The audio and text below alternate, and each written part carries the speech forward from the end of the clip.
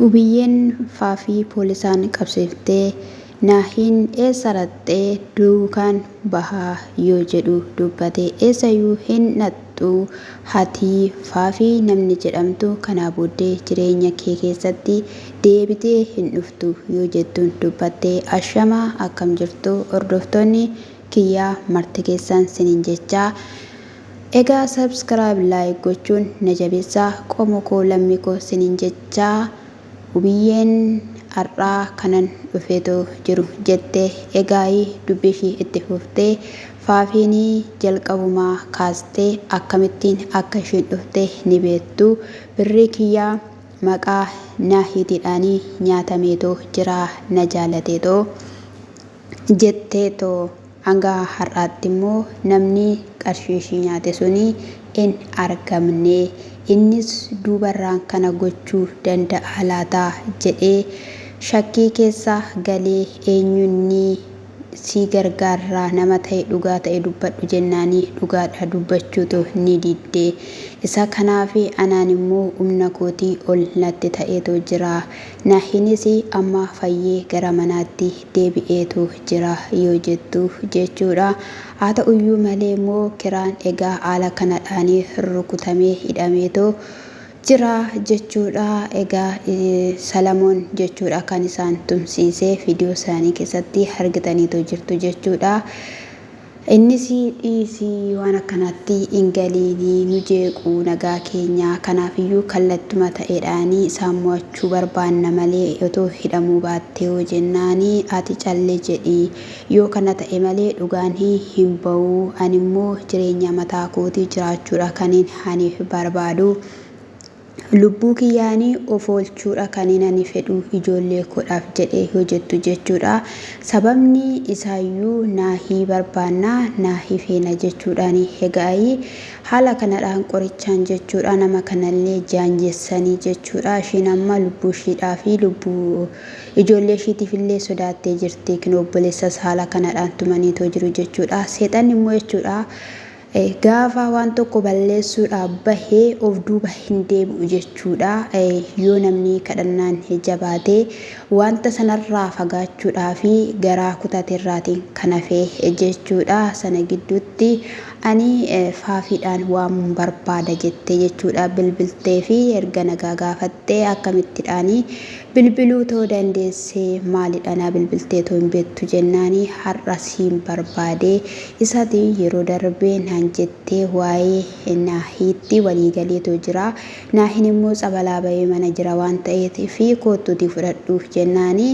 dhugaa jettaayii jetteen jechuudha heeyyee isuma dhugumaatii jetteeni yeroo kanatti ishiin jechuudha kaatteetoo dhufte jechuudha gaafa ishiin dhuftu egaa fuula jaalalaatiidhaanii simachuu qabnaan irratti beekuu hin qabdu jetteeni kiraallee gorsitee ofishiitiifis illee jechuudha yeroo kanatti immoo Naahiin rafee ture jechuudha afurri isaanii wal simatanatti fakkaate dhugaa dubbachuudhaa fi yeroo kanatti hin dhufe jechuudha Naahiinis faafiinii jechaa turte miti maalidha jennaan faafii waameetoo jira jennaan faafii waamteetta maal taatetta jedhe jechuudha deebi'ee afura sana keessatti achii tasgabbaa'ii maaliif akkas taataa jedheen jechuudha kiraanii ijoollee kee argatteetta jennaan amman dhufee hin arganne jennaan atasgabbaa'u jedheen ijoollee kan inni ittiin agarsiisne jettee ishiinis yeroo kanatti dhufte jechuudha gaafa ishiin dhuftu itti marameetoo dhungate jechuudha isa kanaafiyyuu ishiin dhaabbattee jechuudha baay'ee tokkodhaanii waan baay'ee tilmaamaadha kan turte jechuudha hubiyyeeni nagaashii gaggaafatee maal gaafa jedhu yeroo muraasaan booddee dhaamumanii ani da'utti dhaamumaa wanti hundumtiyyuu sirreeffamudha jettee jechuudha ayyee rakkoo tokkollee hin qabaatu jette jechuudha hubiyyeenis waan ishii irratti taasisuudhaa fi qopheeffatte wanta jiruuf jechuudha egaa yeroo kanatti maal si gootee dubartii gaariidha utii dubartii qalbii qabdu yaada qabdudha kanaafiyyuu maalidha jennaanii rakkoon qabaatu jetteen ishiinis wajjiniin deemaaree wajjiniin bahaaree jedhe jechuudha Naahiin hin ariifatiin manni kunis manuma keetii miti jennaanii maal jechuudha nimes isnan jaalladha jedheen jechuudha gidduu kanatti egaa dhugaa dubbachuudhaa fi baay'ee tokko jechuudha kan nama ajaa'ibu dhugaa rabbiin hin beeku jechuudha. Icciitiin jira erga jedhamee lubbuu isaaniitii fi kan sodaachisu erga ta'ee Faafiinis erga beektee Salamoonis erga beekee Naahiinis akkasuma jechuudha. Gaafa walitti akka isaan deebi'aniif nagaan akka bu'uudhaa fi shoora taphachaa ture Salamoonii maa nama sana hin himin jechuun nama sana maan himin seexanni amma barbaade yoo ta'e amma bira gaamutti malee kan inni dhaadatu gaafa biraa gahame gaabbii guddaa gaabbasii oma wanti inni humna qabaatu sin jiraatu jechuudha. Hojiin xonqolaadhaan isaan hojjetanii haala kanadhaan dhossaatti jireenya namaa diiganii mana namaa burjaajessanii dhala namaa adda baasanii ishiin osoo abbaa manaa qabdu abbaa manaa ishee achi dhiiftee abbaa manaa namaa wajjiniidhaan yeroo nafaana ta'e ammumaan da'utti ammumaan kana ta'utti jettu xiqquma ishee sammuunumti ishee jechuudha sammuumti ishee iyyaadu. Argitanii abbaa manaa ishee xoolagaa wayitii jechuudha akka daa'ima wayiitiidha. Ishiin garuu ani nagaan fakkaattu ennaa namatti haasoftu ennaa namatti dubbattullee ennaa baqqaa nama leewwanni jettullee akka tokko godhatte jechuudha. Nan qabatinaa nan tuqinaa maallan ta'ina kan ishiin jetteetu girgirrooftu jechuudha. Faafiin kuni dhugaa dubbachuudhaaf ani ubiyyee baay'een ishee dinqisiifadha. Ani yuutibaa kanarraa jechuudha jabduu akka ishiitiin argine dhugaa dubbachuudhaaf gaa'ela ishii deebisuudhaaf shoorri ishiin hin taphatiin hin jiru jechuudha. Argitanii shoorri ishiin hin guddatiin ishiin hin taphatiin jechuudha. Dhugaa dubbachuuf anaanii na ajaa'iba jechuudha. Akkuma ruuttaa faana wal fakkaata kan ishee jechuudha. Ishiin kun garuu shoora guddaa kan isheen taphachaa jirtu jechuudha. Asirratti immoo jechuudha. Naahiin hin fayyine abadan keessa jira jechuudha. Keessaan baane afurri takkattu ubiyyeedha takkattu faafiidha jechuudha. Gidduu kana dubartoota lachuu gidduu jechuudha. Maal jechuudha inni akkana inde akkami waansaa dhugaa dubbachuudhaaf ani baay'ee ajaa'iba jechuudha. Dhugaa rakkoodha waaqayyoomti isaanaa gargaaru maleedha egaa kana gidduuttis egaa ka'iitii maaliif jalqabayyuu kaateetu namicha mana keessatti fakkaata. Sana booda bira dhatte gaafa bira dhatte shaayiin si danfisa mana jetteenii akka isheen illee haasoftu akka xaxaxabatan illee waan baay'ee jechuudha kan isheen haasawaa turte jechuudha. Innis reefu dhufee abbaa manaa kiyyadha kanaafiyyuu shaayii dhuguu qabaa. Fataa jettanii waan haasoftan haasawuu qabdu mee waan asi gargaaruu qabu waan dubbachuu qabdu jetteen jechuudha. Sa'aatiitti dheeressite jechuudha hanga namni sun qophaa'uttis sana booda egaa isaa dhuftee fudhattee kootu ka'iitii huccuu geeddaradhu jetteeni fuutee manyitaa beetii seensiste erga kana isaadhaan achitti dhiiste erga jettee nama biraa fiddee yookiin immoo poolisii jechuudha fiddee dhuftee achi waraqaa eenyummaa isaa gaafatti agarsiisu ka'ii gaaffiidhaa fi poolis xaabiyaatti hin barbaadamtaa jennaanii maal jechuudha isa kan maaliitidha jettee jechuudha. Poolisumaan iyyuu immoo nan tuqine jetteen kaammas ishiin nan tuqine afaan ishee keessaan bu'u maal jechuu barbaadde namni gaafa egaa inni jedhuuni qabee baasee jechuudha. Naahii jettee waamuutti teessee jechuudha. Yeroo kana inni uffatee yuun xumurre jechuudha.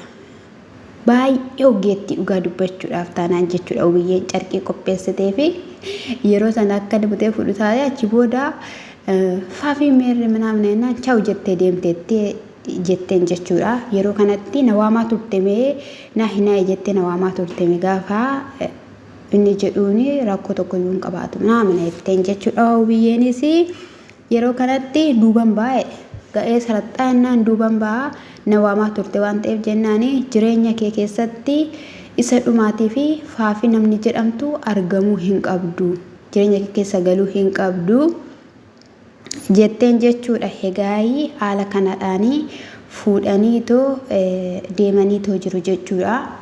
Egaa achi yeroo dhattee eenyu akka kana gochaa jiruu fi eenyu kan akka hojjechaa jiru hin dubbatti hin himti jechuudha. Erga himtee booda namni sun namni seexanni amalli isaa seexanni meeshaan ajaa'iba dhugaa rabbiin sin jedha. Amma fakkeenyaaf nama tokko yoo ishiin nama sana yoo ishiin himteetti yoo ta'e namni sun immoo waan hojjetamu sana namni yeroo hammaa kun birrii biraan darbitu waanta ta'eef seexan immoo birrii kennuutti beetti. Birriin immoo karaa badumsaati yeroo baay'ee jechuudha. Isa sanatti dabarsee immoo inni immoo dhaquu danda'a jechuudha. Ammayyuu baay'ee nama sodaachisa dhugaa dubbachuuf jireenya isaanii jechuudha. Waaqayyo isaan yaadatu malee naa hinga sammuu isaatiitti deebi'uu hin dandeenye akka nama kinoo raaree wayii keessa gadi bu'eetti jira jechuudha. Hin fayyine isa dhugaan siniin jedha. Ammayyuu seexanni keessaa hin baane egaa ashuunis wajjin hin rakkate sababa isaaniitiin ani ija isaallee dhabeetu oolee jechuudha. Ni galeera sababa gaa'ela isaaniitiin jechuudha. Amma immoo salaamiidhaan waameen illee jechuudha. Maaliidhaan shaanxaa minaamna jechaanii turte ani kana booda kan inni fudhadhee tsabala bakka biraa iddoo fayyinaa yookiin immoo lafa inni seeraan fayyuu geessuun kan ani barbaadu naa hidhaanii sin immoo mana geeddaruu qabdu biyyee faanaa jedheen jechuudha. Salaam immoo ani sodaadheetoo jira. Waan ani sodaadheef immoo ani mana koo tursiiseen ture naa hidhaanii mana koo yaafattee yoo dhufte ishiin immoo hidhamteetoo hin turtu. Maaliif jennaan dubartii ulfadha akkasumas immoo dubartii garaatti baattudhas waan ta'eef gaaffii gaafataniitoo ishii hiikuu gaafa hiikamtee baate immoo of duuban deebitu ammallee rakkoo biraa fiddii kan jedhamudha jechuudha. Hundumayyuu dhiisanii jechuudha yookiin biyya sana geeddarachuudha dhugaa dubbachuudhaaf lafa sana geeddarachuudha. Nahinis gara qalbii isaatiitti akka deebi'u gochuudha karaa ta'eedhaan ta'ee jechuudha. Malee baay'ee tokkoon dhugaa dubbachuudhaaf nama gaddisiistu biyyeeni duruu qormaanni jira, duruu dadhabbiin jira, duruu takaratiin kun jira iddoo ta'ee yaate jechuudha. Dubartoonni dhugaa dubbachuudhaaf ishiin sunillee ani nan shakke eenyudha maqaan ishii Tiijii jedhamtu kanaa fi Faafii jedhaman kana nan shakke jechuudha. Maal shakkitu yoo jettaniitu ta'ee wal fakkaachuu dhaqu hallumti dhugaa rifeensa mataa isaaniillee wal fakkaachuu dhaqa dhugaa dubbachuudhaaf taanaan jechuudha. Sinii galeera. Kanaaf iyyuu jarittiin kun firas akka hin taane firas akka hin taane waliigalteedhaan akka hin taane hammayyuuti. Jalqaba irratti immoo Faafiin Nagaash miti seexan akkuma Tiijii jedhan sanarraa iyyitee baate akkasumatti irra qubatteetoo jirti jechuudha. Du'a lubbuu filachuu wayya hojii akkanaatti galuu mannaa jechuudha. Dubartii ulfataate jechuudha. Abbaa manaa si ulfeesse gattee abeet borum akkamumattiidhaanii gaa'ela keetti sirreessitee si amanee si faana jiraatame amma ishii si amanee akkamitti si faana jiraata. Baazawwee immoo yoona akka inni lafa kamiyyuu dhanne yoona inni isa akka taa'e ishee eeguudhaaf yoona irrattis waa barreeffatteetti yookiin immoo waa godhatteetti jechuudha. Hojiin keessan jechuudha. Karoorri keessan murteen keessan sin harkaa lafaa bu'u. Haadhaan gala uxoofuun sin qopheessitan. Nagaa namaa, boqonnaa namaa, jaalala namaa, gaa'ila namaa warri jibbitan keessattuu bara kana seexanni hoo jettee kan ishiin kaatee baateen gaa'ila irratti jechuudha. Dhugaa dubbachuudhaaf jechuudha. Gaa'illi bara kanaa jechuudha. Baay'ee of eeggannoo nama barbaachisa. Iccitii gaa'ila keessanii immoo warri onlaayinii irratti odeessitan of eeggannoo guddaa akka hin ta'in gochuu waanta ta'eef jechuudha. Waaqayyo isaaniidhaaf nagaa deebisuu jechuu jaalladha. Eebbifamaa shaaloom.